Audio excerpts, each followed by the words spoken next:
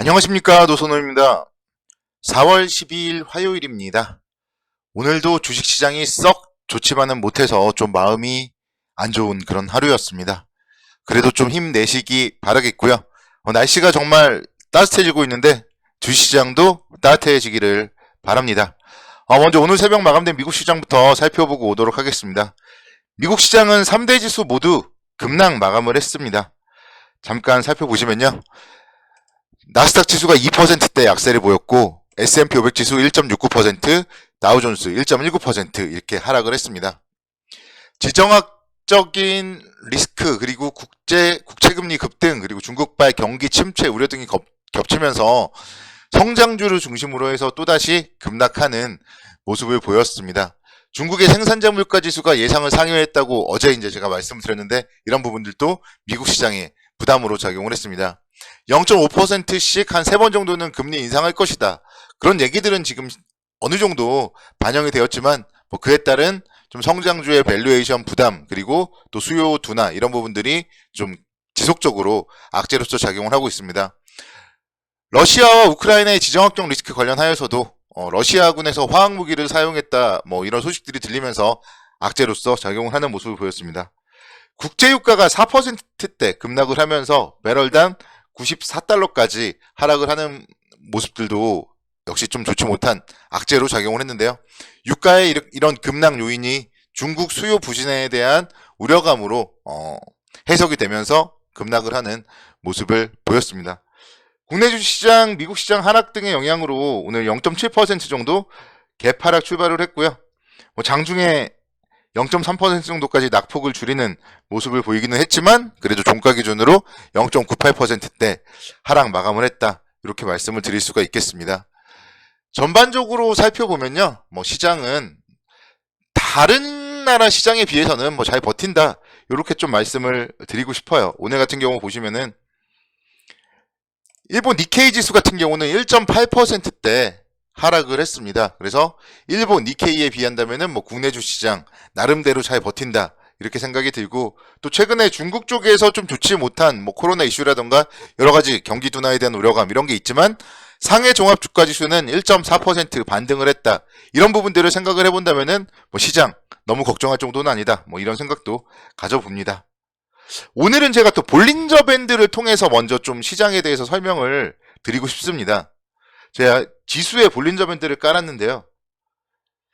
제가 지난번에 볼린저 밴드로 종목들을 설명해주면서 대한해운이라든가 이런 종목들 단기적인 고점을 잡아드렸습니다. 지금 코스피 지수 역시 마찬가지로 뭔가 좀 변곡점에 다다랐어요.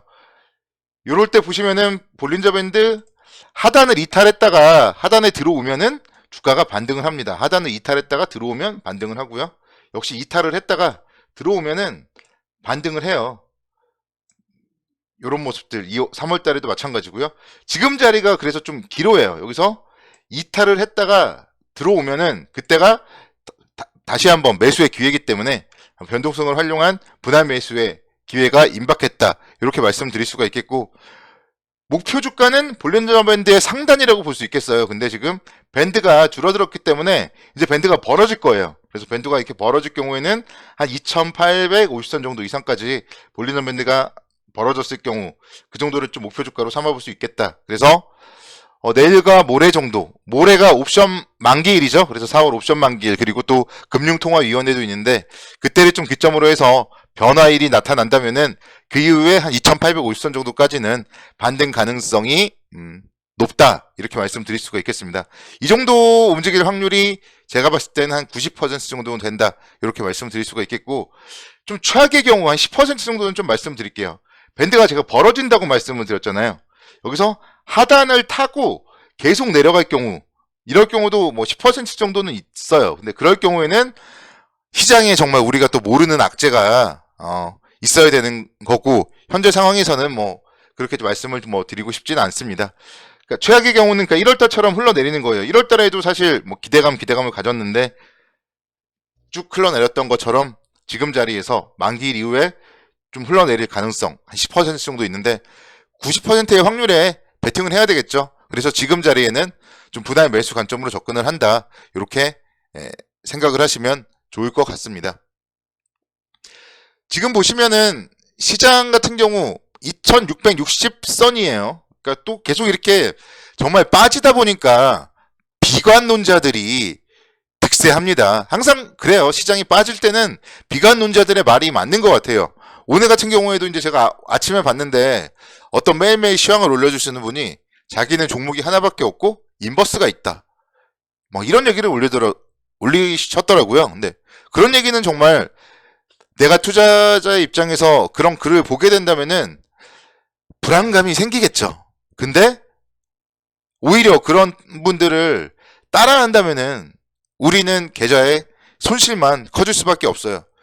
주식을 인버스로 수익을 내려는 생각을 하시면은 그러다가 올라가 버리면은 올라가는 것도 못 먹고 또 떨어지는 걸 갖고 있기 때문에 더 손해는 커집니다. 그래서 정말 시장이 불안하시면은 어느 정도 뭐 현금 비중을 가지고 있어야 되겠지만 본인 마음이 불안하지 않을 때까지, 그게 아니라면은 특히나 지금 자리에서는 주식을 저는 계속적으로 좀 확대해야 된다. 정말 시간과의 싸움, 변동성을 활용한 분할 매수의 전략으로 취해야 된다. 이렇게 좀 말씀을 드리고 싶어요.